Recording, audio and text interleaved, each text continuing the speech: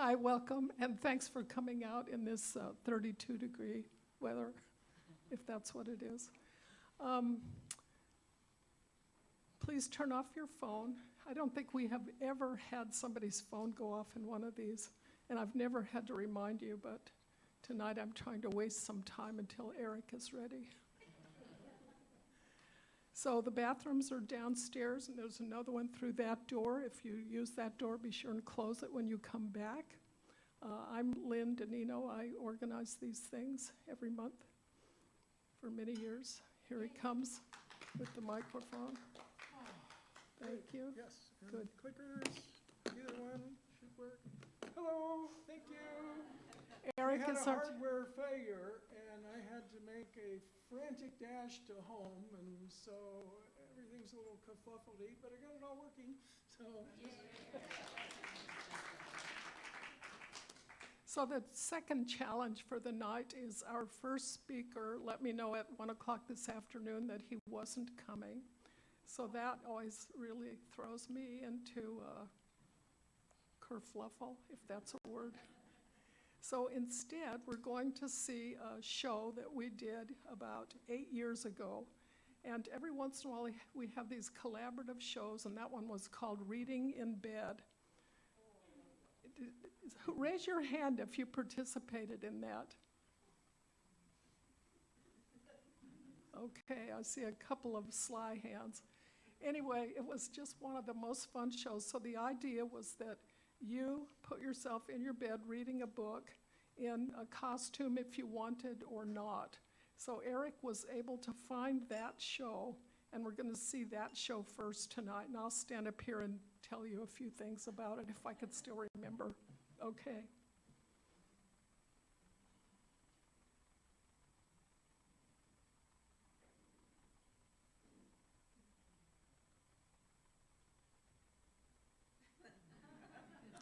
So this is Ann Mearsman and Paul, and most people were really good about getting into costumes, so you'll see a wide variety.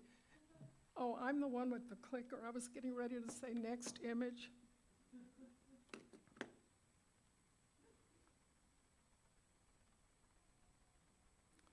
Well, okay, that clicker doesn't seem to work.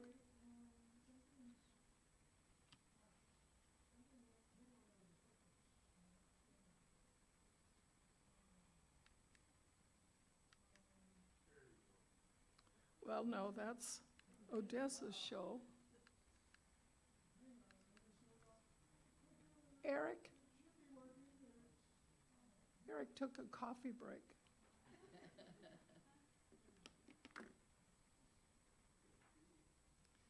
So this is where we've all sat in the audience watching the person go, which I understand doesn't work anyway.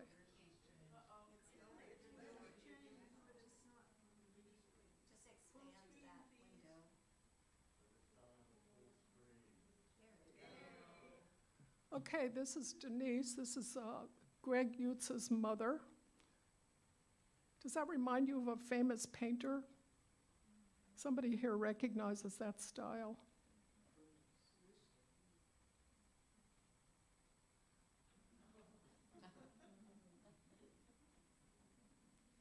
Do you see that he's got a beak on his mask?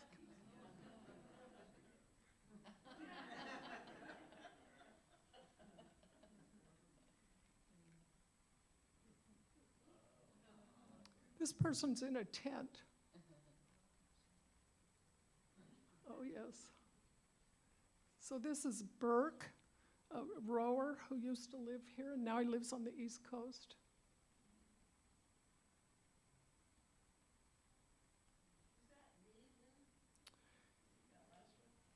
Is that who? Me, Diane. I don't think it looks like you, Diane. I'm in the show somewhere. I can't recognize myself. Oh, yeah, okay, well, I will let everybody know when I see you, I'll recognize you. Okay, this is David, who used to be responsible for the downtown library in some capacity. And he's reading that children's book Go the fuck to sleep.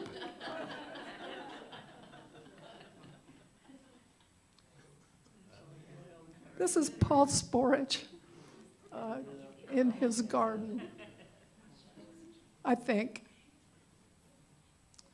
Here's my friend Donna Lowe eating crackers in bed, which we know is a taboo.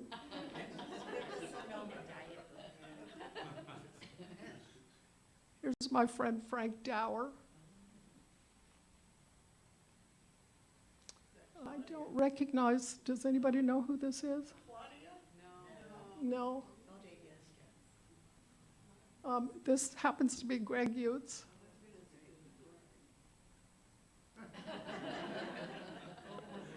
This is my friend Jennifer Albright. So Mindy, you recognize her. This is Jewel Holt.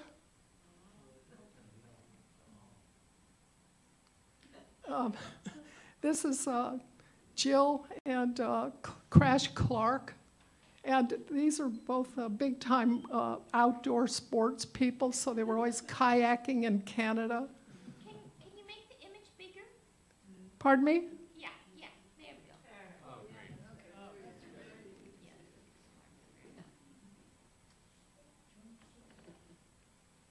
The Queer Encyclopedia of Visual Arts. I believe that's John Butler.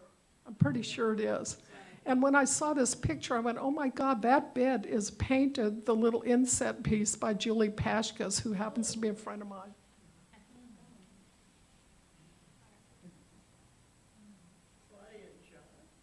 Claudia and John, isn't that a beautiful photograph?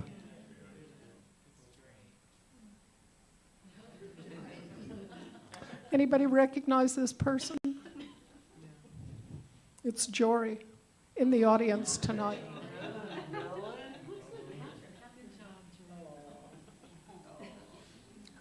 I can't recognize his person. Oh, I believe that's Julie Anderson, who used to be our county assessor. Anybody know her?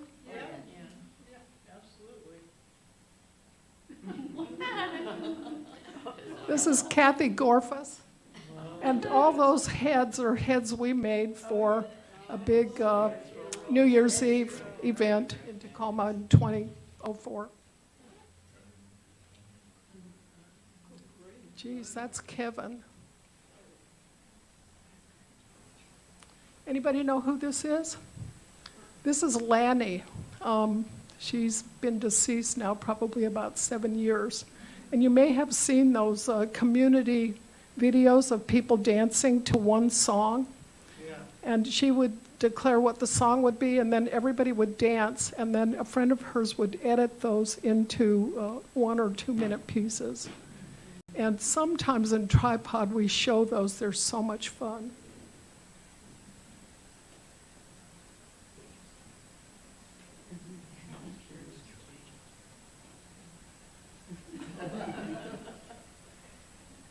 I believe this is from Julie also.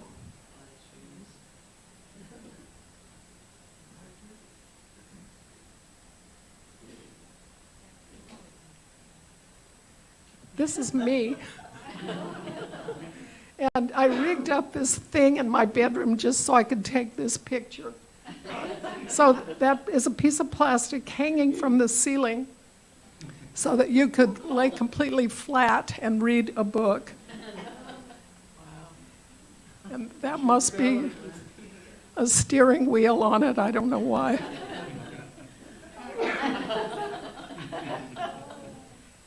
Frida Kahlo, where are you? What was that?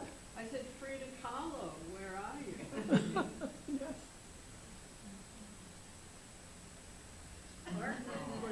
Everybody recognize him? Mark Lindquist. Yes. My goodness, I believe his daughter is in college now.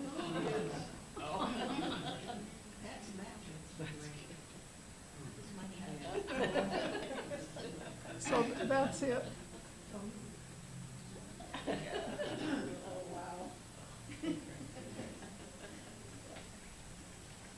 You know, maybe that's not it. We started out with Anne and Paul. Erik, could you turn the lights down again?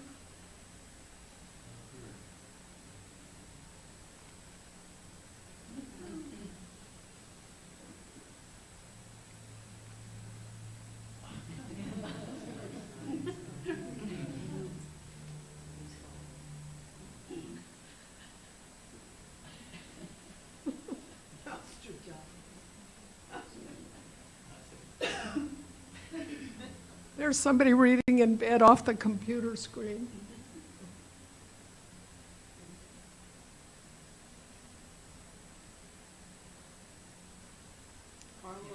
Jory, who is this? Carlos Taylor Swanson and his son, who is just about, oh no, I think that's his daughter, Sophia. She's now 17. Yes. So this is my friend Steve Lowe in Seattle. How to get charged up.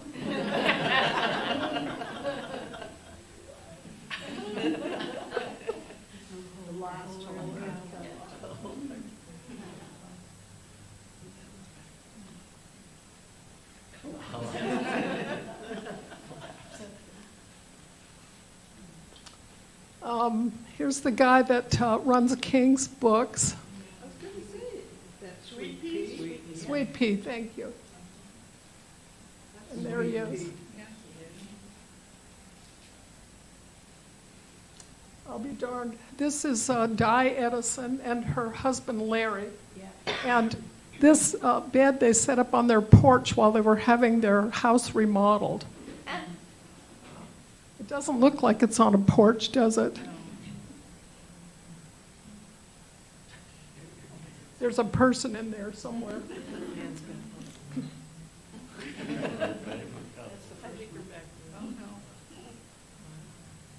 Here's Becky Fraze. And Bernice, her mother-in-law. Okay, we've seen these. Okay, that's about it.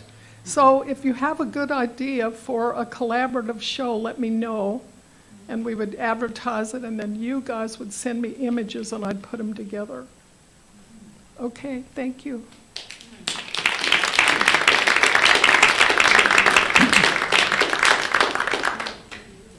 So next up is Kathy Ross. She's been a full-time self-supporting and self-taught artist sculptor since 1978. She grew up on an apple farm in the monocultural art desert of Prince Edward County, 100 miles east of Toronto.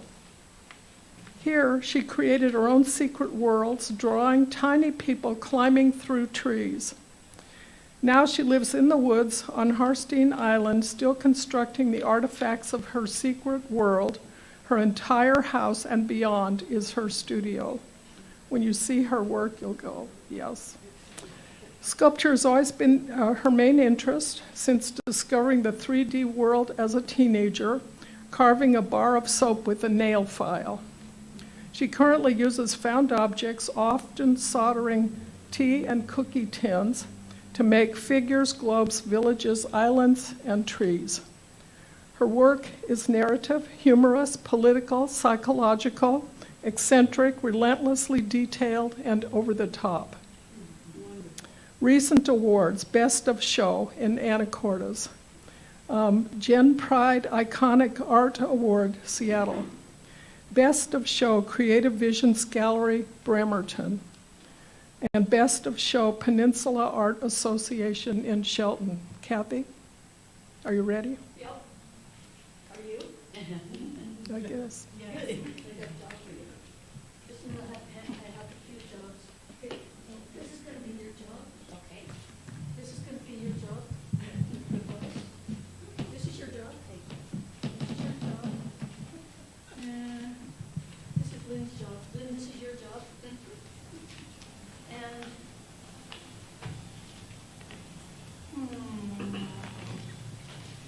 Who will be the next victim? yeah, okay. Lynn,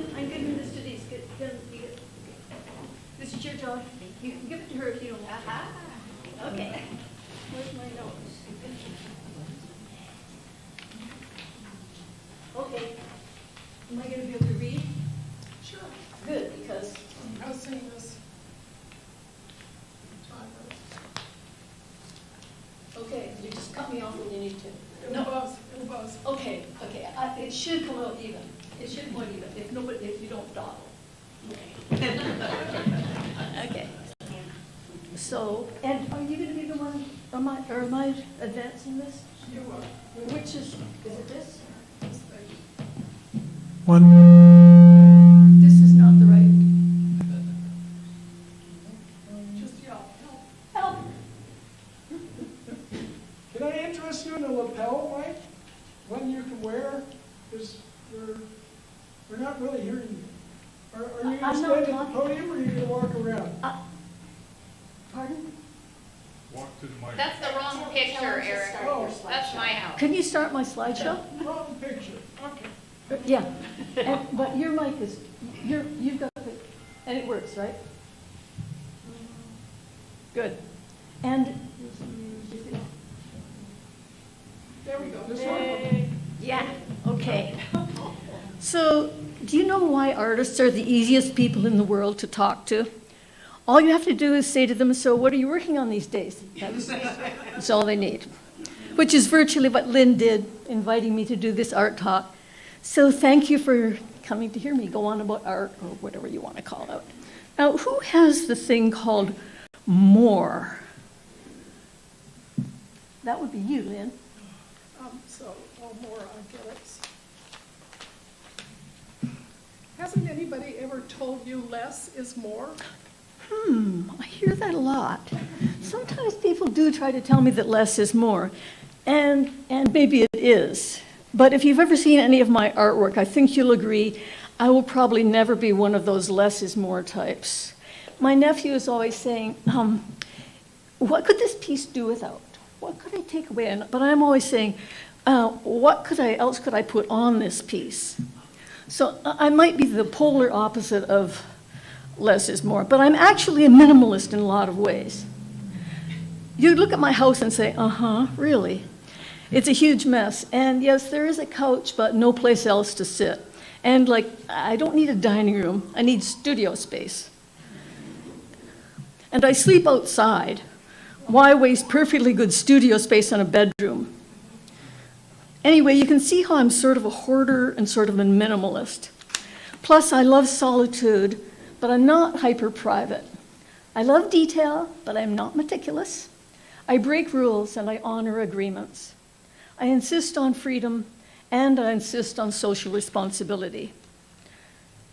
I love being alive, and I'm looking forward to being dead. This is not the world I want to be alive in, and this is exactly the world I want to be alive in. Now, who has a note that says idea? That's me. Wait a minute. Wait for the microphone.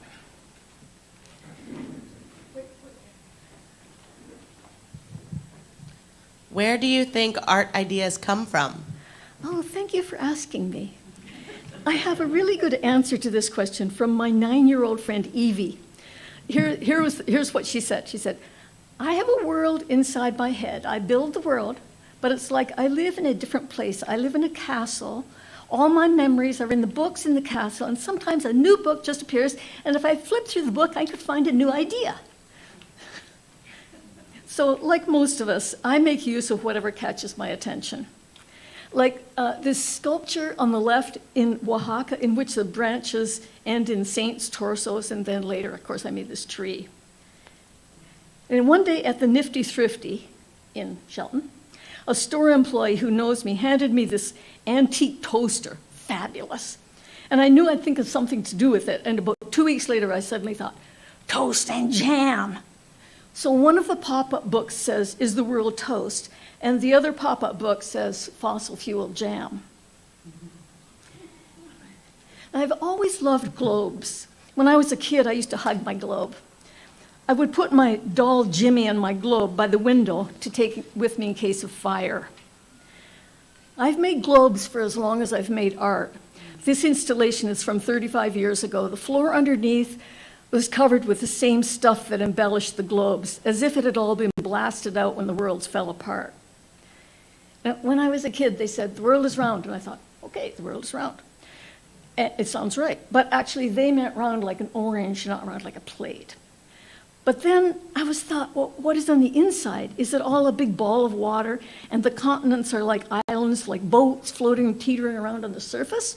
And wouldn't that mean that if you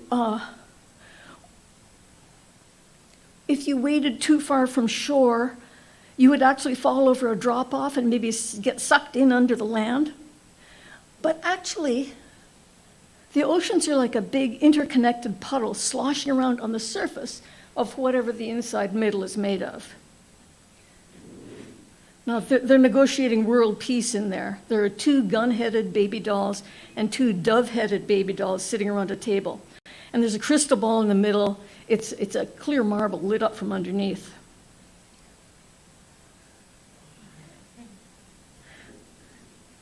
You know, art is personal. It's all blood and guts underneath.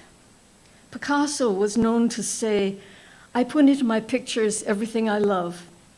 I would add, I even make art out of stuff I actively dislike. I make art out of what worries me, what makes me laugh, what scares me, what pisses me off. Now, who's got the note that says fear?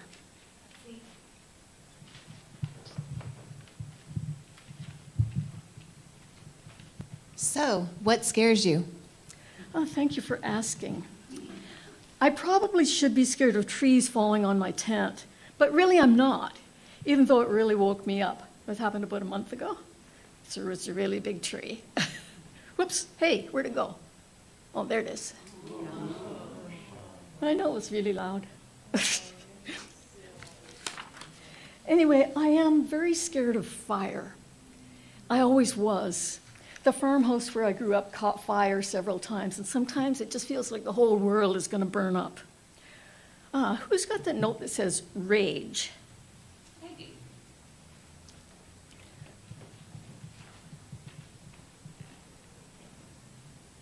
What makes you mad? Well, thank you for asking. Yes, nobody seems to know this, but the soundscape is a commons, like air, like water. You can't just dump mercury into the river, so can't we have some agreements about noise pollution too? Once in a while, couldn't we just have a day off helicopters and leaf blowers and trucks and dirt bikes and lawnmowers and planes and target practice? So when did we sign off on all this? I keep meaning to go up on my roof and write "shut up" in huge letters. See, a lot of the problem is actually the motor. These things need an alternate power source. Like this used to be a vacuum cleaner before it became a dragon. See, no motor, hence quiet. I'd like to get it before dawn so I can sit in my thinking spot in the woods for a couple of hours while the planes and helicopters are still at home in their pajamas, eating their Cheerios and drinking coffee to rev themselves up for the day's noise. Now, who's got the note that says mad? So what else makes you mad? Well, in my version of musical chairs, there are enough for everybody. Extra chairs even for the smallest, slowest, most mild-mannered of us. The question is, if there are really not enough chairs to go around, how do we want to deal with this? By forcing the smallest to fight each other for a seat at the table? Notice the bigs seem to have enough chairs. Do we like to live in a world in which the littles don't? This is about social justice in general, not just enough chairs, but enough food, shelter, healthcare. Who's got the note that says ice? But what really, really makes you mad? The same things that are making us all mad. Guns, white supremacy, war, clear-cutting, queerphobia, injustice, genocide, male supremacy, strip mining, oil, landmines, plastic, corruption, autocracy, fascism, ICE. This is the artist statement that goes along with my most recent work. Yup, it's worrisome, all right, though my nice little life hasn't changed much yet. But through the transparent walls of my tiny, safe bubble, I can see the warplanes out there, the rising water, the rubble, the threats. War doesn't bring peace. The oligarchs just cake, but of course there is no cake. I'm still constructing globes, islands, trees, villages, still using tin, maps, old rhinestone jewelry, but now the world is on fire, or soon to be underwater, or worse. In my studio, I bring war imagery over from the doom side and decorate it with doll eyes, old typewriter parts, rusted chainsaw blades, rhinestones. I put frilly beaded dresses on guns. I send cakes and china teacups to the doom side, fill them with fabricated bombs, blood, fire, flood. I make protesters carrying signs. I've always been too small to have any faith in my power to change anything. I can only tell stories about it. No way of expecting anything to change if you won't look at it. Now, who's got the note that says money? Sorry, Lynn. But how, but how have you been making a living all these years? Thought you'd want to know that. Of course, all this time, I've been making all kinds of art. I've managed to be self-supporting, self-employed since 1978, always by making something you could loosely call art. I did soft sculpture for years. And some of it became my bread and butter part of my life while I was making bronze or ceramic sculpture in the other part of my life. I used to, just a minute, we're not quite, oh. Try the other clicker, that one is. Well, it just, there's one in between. Wow. Okay, skip the one in between. Okay, I used to send a couple of hundred empty sewing needles to my mom in Toronto every week or two, and she would send them back threaded. I figure she threaded 70,000 needles for me. It's what we call a bread and butter item. In retrospect, some kind of miracle that I never had, that's the cloth stuff. Some kind of miracle that I never have had to have an actual job.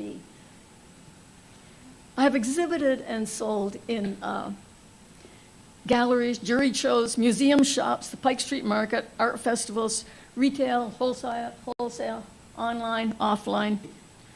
I've always worked in multiple mediums and pursued multiple marketing or exhibit venues. So at one time, I was making dolls and selling them wholesale, making papier-mâché sculpture for art festivals and showing bronze in galleries. But I am getting Social Security the last 7 years, which I think of as my monthly art rent, or maybe my first ever regular paycheck. I can make what I want to make, saleable or not. Who has a note that says kind of?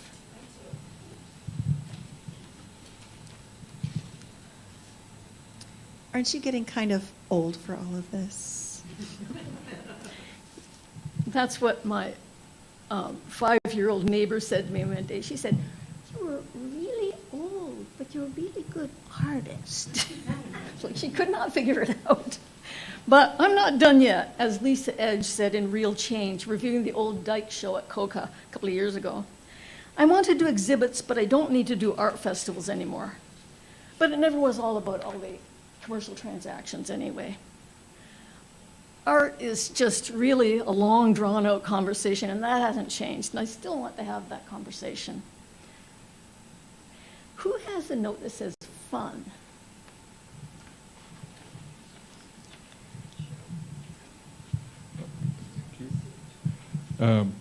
The art festivals were fun, though, weren't they? Wouldn't you think so? I can see why you might ask. It's a mix. Can be pretty good, can be pretty bad. Not usually this bad, though. Plus, compared to a lot of venues, there is quite a bit of scope for invention in a retail art festival business, as long as I don't go too crazy. There are things that people at art festivals can't stand. Dragons, yes. Snakes, no. Blue, yes. Green, no. 3 arms, maybe. 3 heads, no. Do not mess with the head. Plus, no blood and guts and no political commentary. Strange, isn't it? Because TV, right in the living room. Strangely, they sort of seem to be okay with ad nauseum.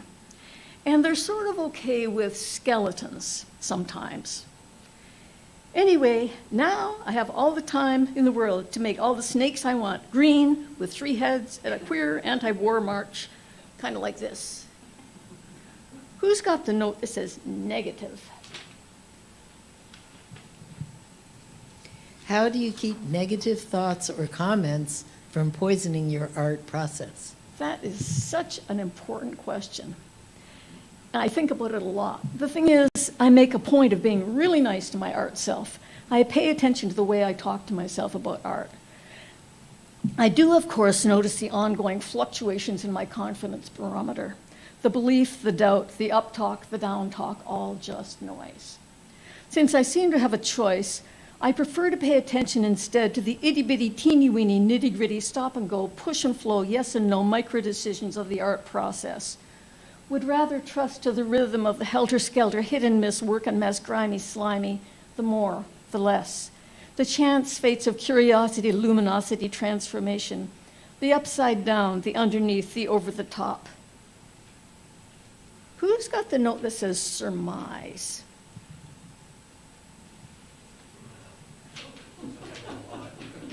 Yes. Oops, sorry.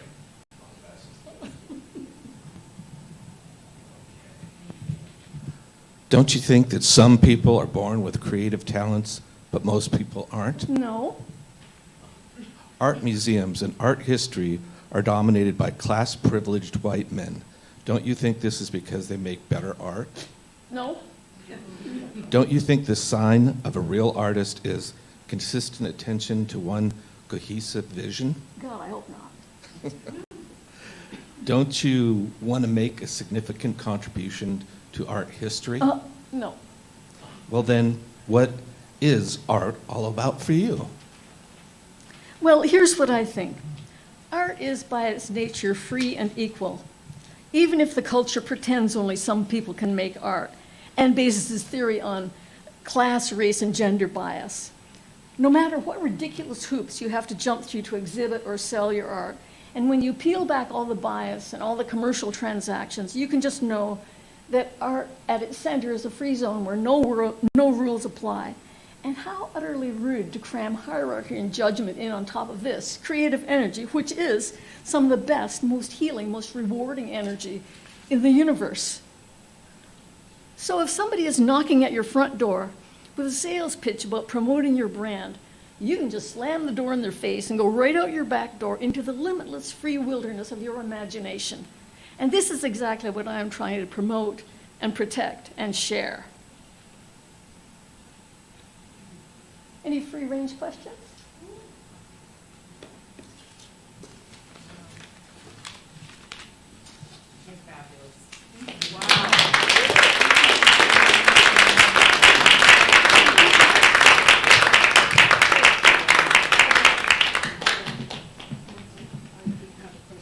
I just wanted to say I went to see your show in Bainbridge twice. It was wonderful. It was a great opportunity. Well, it was really wonderful. They sent a truck, picked it all up. They spent weeks setting it up.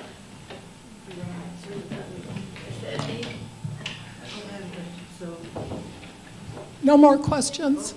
Wait a second, wait for the mic. One more question here. What about art keeps you up at night? Well, I do.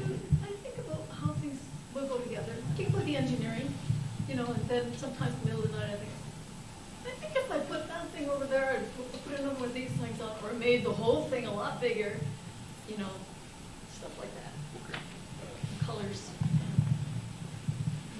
materials. So when's your next exhibit, and do you have a website? How can we follow you? I do have a website. Remember this, KRTINS, KRTINS.com. Thank you. And I have something at Koga right now. I'm going to have something at Bainbridge Arts and Crafts, which is down the street from BEMA, in April. And my main show is at Vogue in Georgetown in May. I put all that doom stuff in the window. I look forward to that. I love the dark side.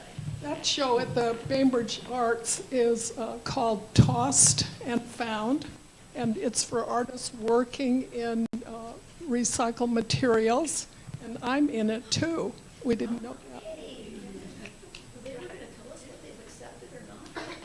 I asked today. I asked the other day.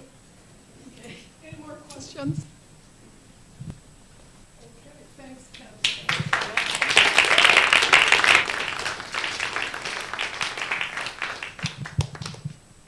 Where are my notes? Kathy? Oh, did I take the notes? I thought they were only. Oh, I'm sorry.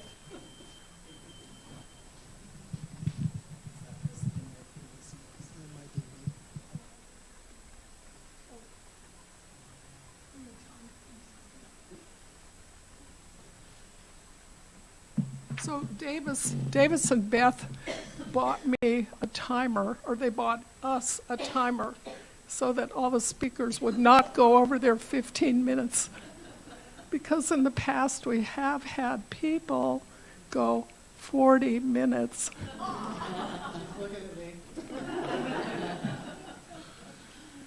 I couldn't resist. So next, Odessa Christiana is a multi-passionate creatrix. Odessa, boy, that is a mouthful, your whole name.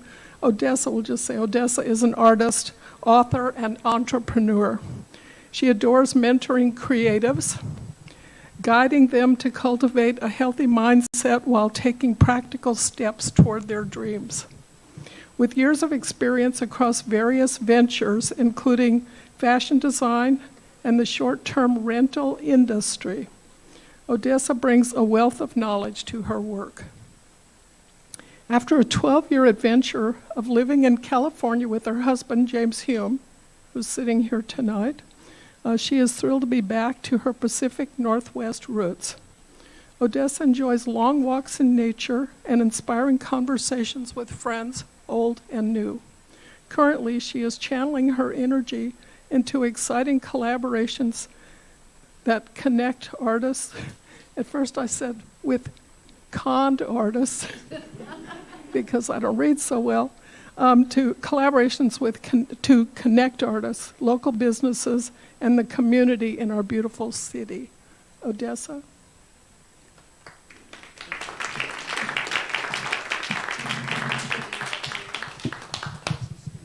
Oh, perfect. Okay. Okay.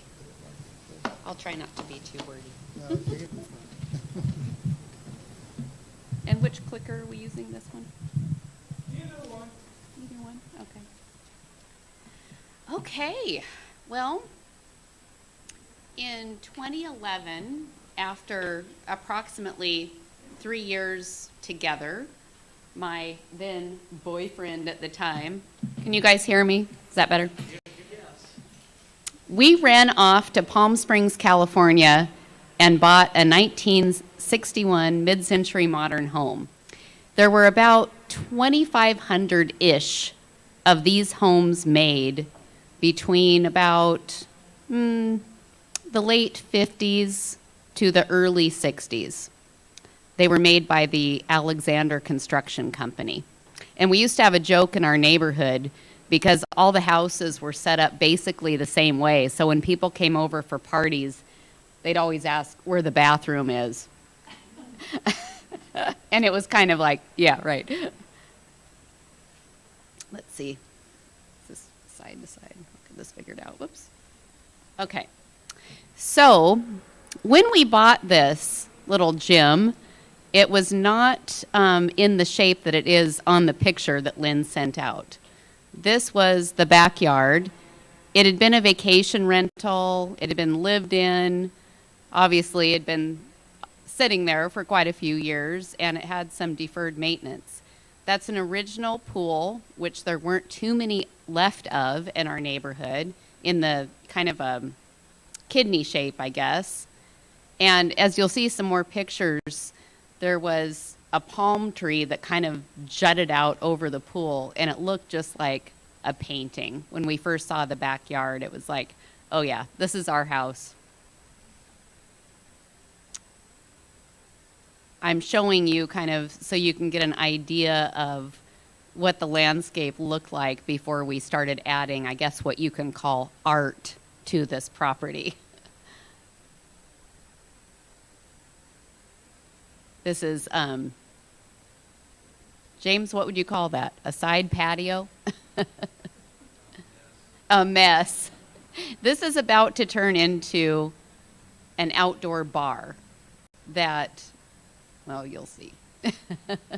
One of the first things that James did was to paint the chimney pink and then put some mural art on it, which you'll see in a minute. So, hi, James. There you are up there on the roof. That's what it looked like after the fact. It wasn't named the Atomic Lair quite yet, but obviously it was on its way. Here's the beginning construction of the outdoor bar. We did our best to kind of match the whole style of the house, and once it was done, it was a little bit hard to tell that it hadn't always been there. There were a lot of pieces put into that, including the Sputnik chandelier that probably should have been hung in our dining room, but we decided to put it in the outdoor bar instead. There's an artist in Tacoma some of you might know. We call him Double Dave because his name is Dave Davison. And he came down and spent a few days in Palm Springs, and he painted those martini chicks on the bar.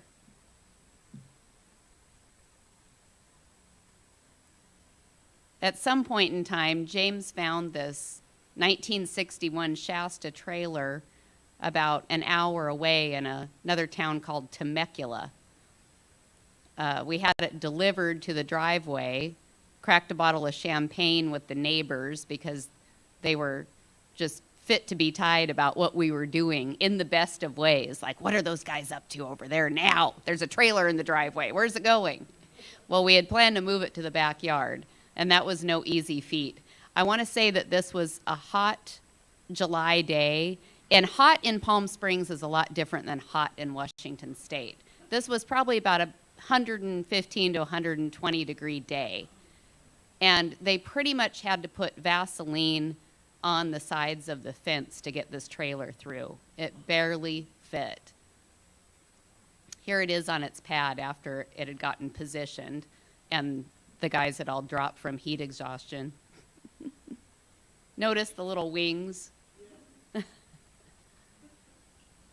Starting to take form now. But as you can see, that big concrete blob around the pool just didn't look like it, didn't look as exceptional as it could. Let's just say, for those of you that are artists in here, when you have an artist eye, you can hardly stop yourself. Like, people would come over to our house all the time and go, "Oh, this is so cool, this is so cool." And all James and I could see is everything it still needed. It would drive us crazy. Oh, I hope they don't notice the such and such, you know. We just kept wanting to go on with this. So we had the pool decking stripped. We played with a couple of different color of pinks, and we came up with this. I know it looks really bright right here, but it was just a really nice cotton candy pink. And then I said, you have to outline the pool in black. The pool people tried to tell me it was going to be too hot to the touch, and people would burn their hands. I said, you burn your hands on the steering wheel of your car in Palm Springs when it's hot outside. If you're in the pool, you can just put your hands in the water. So then next up, at some point in time, and this is a longer story than I have time for, but there's a very interesting artist in Palm Springs that has built robots and things from garbage for years and years, garbage and just all kinds of found items. He's really an exceptional guy. And we asked him if he'd like a commission, and he said yes. So James and I collected a bunch of stuff. We gave it to Kenny, and within, what, James, maybe 2 weeks or something, he had put together 3 panels of plywood, if you can picture that size. They had to be moved over. He lived about a mile from us. They had to be brought over one by one on this flatbed truck. And then we had to take the gate off one side. Here we are trying to get more stuff in the backyard, right? So this is before it was painted. I know it looks kind of wild there, all these pieces. There were vacuum cleaners and fans and cassette tapes and some of my old stiletto shoes that I used to go dancing in when I was a little younger. All kinds of fun stuff in there. Stuffed animals. I think there was a My Little Pony in there. James' grandfather's license plate from like early California days. Just so many different things. And then we picked out the colors. And this is Kenny. He came over, worked a couple of days, and painted. And there it is. Now, this was on the side patio of what had become our Airbnb room, which you'll see soon, which is the bond room. So this is what our guests would sit and look at when they were out having their coffee in the morning. This was greeting them. And this is kind of the side view from the outdoor bar there, looking over to that patio. This is the bond room. My husband painted the mural of James Bond up there over the bed. This became a pretty well-known vacation rental, and at some point we started doing photo shoots there too. We had all kinds of brands that would contact us and want to come shoot at our property. There weren't a whole lot of places at the time that had a pink backyard and the original pool and the trailer, and I'm looking at my time here. The timer went off, so I have no idea where I am.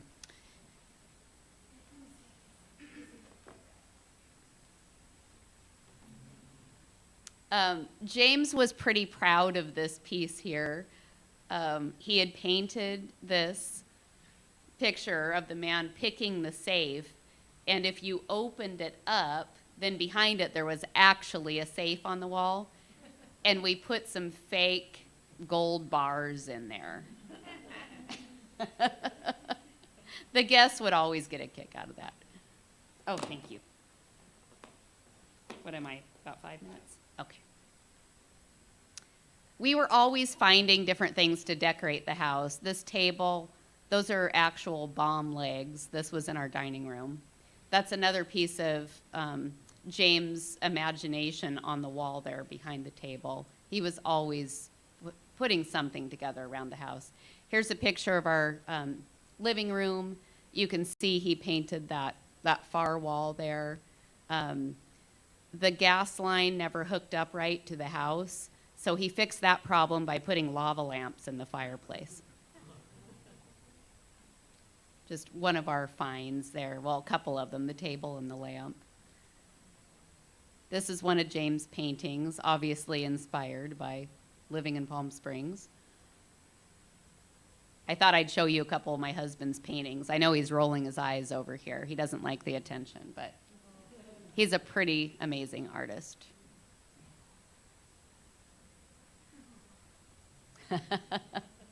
Do astronauts smoke, or did they? And sometimes when he painted murals around the house, we'd hide a little treasure underneath. Our favorite number is 13. We were actually married on a Friday the 13th, so nobody will ever know. Well, now you guys know that 13 is actually behind that mural. There's a view of, when you're standing out in the backyard looking in. That was after he painted that time tunnel mural, which turned out pretty amazing. This is one of our guests that came and stayed and did a photo shoot. She was obviously a Marilyn lookalike. I always like to put together branded merchandise. That was, we had a couple of beach towels and coffee mugs and pillows and things like that we would put around the place after we named it. This was one of the big photo shoots that we did. This was actually a couple of Italian rappers. The name of the song is Italiana. And if you look it up on YouTube, you can actually watch them perform the song, and you'll see our house. I think it has 96 million views now or something crazy like that. This is a fun little sneaky picture that my husband took. These guys, they were filming this video, this major production, and it was April, and it wasn't really hot yet, so the pool was still cold, and they didn't want to heat the pool. I think it would have been an extra $100 or something. This was at one of our parties, poolside band. This was some of our crazy group of friends. This kind of stuff went on all the time.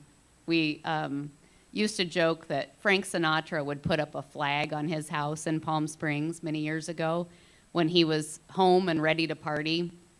Our friends always said that we should have a flag as well because the party was nearly always going at our place. This was one of the early photo shoots we did before we painted the backyard. Little fun with a friend there. James designed the fabric that we had printed and created those curtains from. This was the inside of the trailer. Another little shot of the inside of the trailer. Another inspiration, and I, again, won't go into detail here because I probably have about 2 minutes left, but one of the things we did down there was to start a cleaning company, and obviously the inspiration for the branding came through my genius husband's brain, and it kind of matched our house. We had pink vans with eyelashes, and the most famous drag queen in town was our spokesmodel. This house inspired me to write a book about how to set up and run a successful vacation rental. I brought a few of these books tonight, and if you would like to purchase one or see it, just come talk to me after. Here I am with a group of gals that came down to celebrate one of their 50th birthdays, and we had a little shindig at our house for them all. That's our pet duck, Twacker, floating in the pool. Evening shot.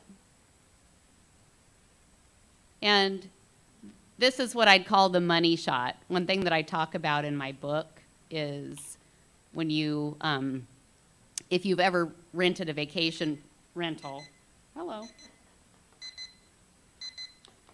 If you've ever rented a vacation rental and you're scrolling through, I always tell people, like, pick out a really engaging photo to put on the front cover, not a picture of a toilet or something, which you will see.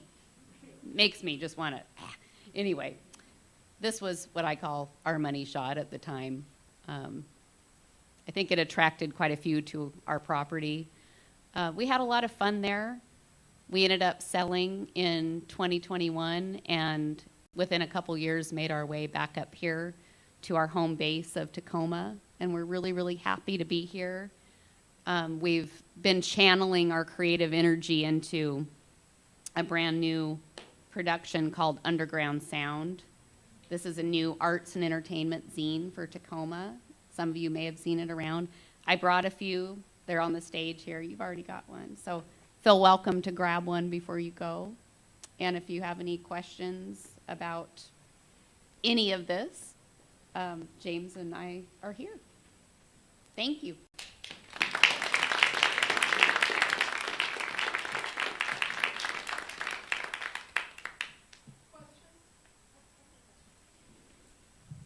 So these zines, I understand, are a once a month edition. Yes. How can we get the zine every month? Where do we find it?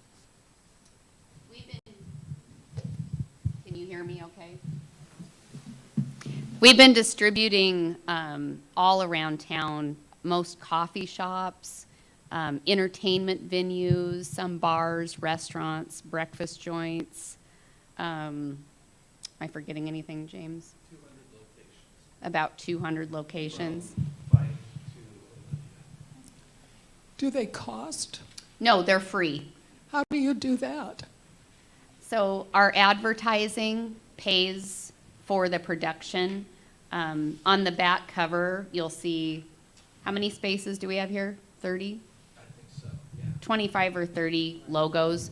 So a logo for your business or for your art or whatever you have only costs $60 for the month. And then we have spaces inside the zine from an eighth to a quarter to a half to a full page ad. And so all of that advertising goes to the print production of the zine and also to pay our artists. Every month we have a new cover artist and we pay them, and we also pay our contributors. And that's really important for James and I to make sure that the folks that are helping us out are paid. And we just hope that that keeps getting better and better, because the point of this is to amplify the small businesses, the artists, the local creatives. That's our mission. Thank you. Another question? The artist that did all the weird robots and stuff, Kenny, what's his full name? So Kenny Irwin, if you Google Kenny Irwin or Robo-Lights, Palm Springs, a whole bunch of things will come up. He had I want to say it was a couple acre property that his dad had bought in the 70s. They had like 8 children. He was the child that stayed home and built things. He was the wild artist, and his parents just let him loose on the property. So there's robots around the property literally as tall as palm trees. And around Christmas time, he used to do something for a couple weeks called Robo-Lights, where he had, I don't know, there must have been 1 million lights or something on that property, and he was open for a couple weeks there and would do donation-based tours. You could go in and see this property with all the things that he had built. It was really, really interesting. I don't have a question. I have a compliment for your magazine and you and your husband. We picked up a copy of that a few weeks ago, and we just loved reading it and going through it. It was packed with information as well as interest. So thank you. I really appreciate that. Thank you so much. Any more questions? Thanks, Odessa.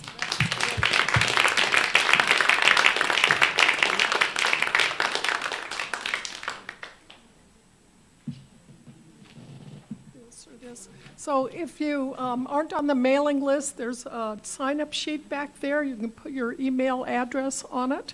I never share that list with anybody else, so it's a private list. And thanks for coming. The next show is March 20th, and that will include Sam Day, who you can hire to come to your wedding, and he paints on the spot pictures of you, whatever you want. Also, Adam Martin, who's a local guy. One of his talents is making lanterns out of reed and paper, and he has quite a few other projects. And if only I can think of a third person, could it be Teresa Owen? Yes, it is. And she has a project. It's a crochet project. It's a community project where people are making lichen. March 20th. Don't miss it. Thanks.